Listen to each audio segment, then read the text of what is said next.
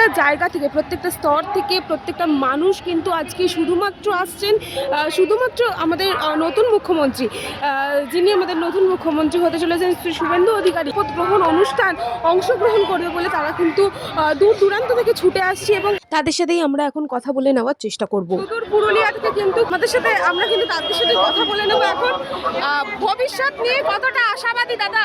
আমরা ভবিষ্যৎ নিয়ে বিশাল আশাবাদী। কি বিজেপি আশাতে আমাদের যে বাংলাদেশ লাগোয়া বর্ডার, সেই বর্ডার আমাদের ফিল হবে, নারী সুরক্ষা আমাদের শক্ত হবে, আমাদের শিক্ষা ব্যবস্থা উন্নতি হবে, স্বাস্থ্য ব্যবস্থা উন্নতি হবে।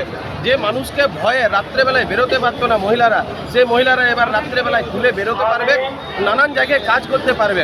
আর যে প্রজন্ম 15 বছর ধরে নষ্ট করে দিয়েছে শিক্ষা ব্যবস্থায়, সেই এখন পরবর্তী প্রজন্ম ভালো শিক্ষা পাবে, ভালো উন্নয়ন পাবে এবং নানান জায়গায় ভালো কাজ পাবে।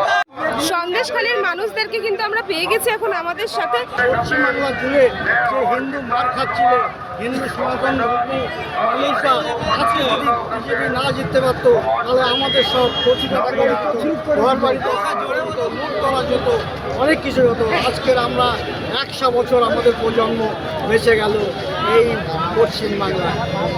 আমরা কিন্তু এখন পেয়ে গেছি আমাদের সাথে নদিয়া শান্তিপুরের মানুষদেরকে এবং তাদেরকে আমরা জিজ্ঞেস করব পরবর্তী ভবিষ্যৎ নিয়ে কতটা আশাবাদী। পরবর্তী ভবিষ্যৎ ভারতবর্ষে যে সনাতনী জাগ্রত হয়েছে, যে ভারতবর্ষে যে আদি সনাতন বিভিন্ন ধর্ম যে আসতে চলেছে, এটা মানুষ আশা করছে যে ভারতবর্ষ অতি শীঘ্রই ঘোষিত হবে। আমি আসানসোল থেকে বাংলার নিবাসী। আজ এই যে জয়, এই যে আজকে শুভেন্দু অধিকারী মহাশয় আজকে যে সিএম এর খুশি পেয়েছেন, এর মূলে কিন্তু নারী শক্তি।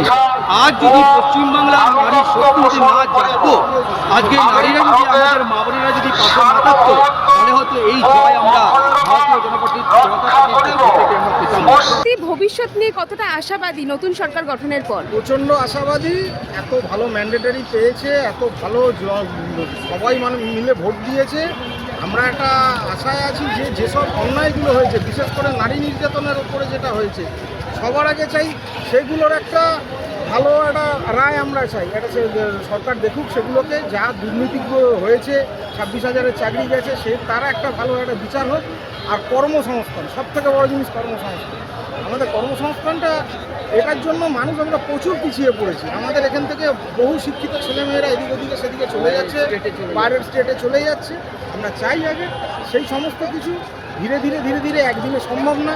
মমতা ব্যানার্জি সরকার যা দুর্নীতি করে গেছে 1 বছর 2 বছরে হবে না, কিন্তু একটু সময় নিক, এগুলো করুক ধীরে ধীরে, এগুলো অন্তত শুরুটা তো করুক ধীরে ধীরে, তারপরে পথ চলা হবে, তারপরে একে একে সমস্ত কিছু দিয়ে নিরসন হবে। অনেক অনেক ধন্যবাদ।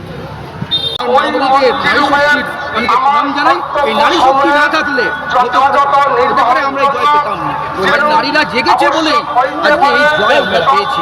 তার জন্য আমি প্রধানমন্ত্রী নরেন্দ্র মোদীজিকে প্রণাম জানাচ্ছি শুভেন্দু অধিকারী মহাশয়কে। এবার ওনাকে আমি বলতে চাই যে উনি নিজের দায়িত্ব সঠিকভাবে পালন করবেন, এটা আমাদের পুরো পশ্চিমবাংলাবাসী সেটা আশা করছে।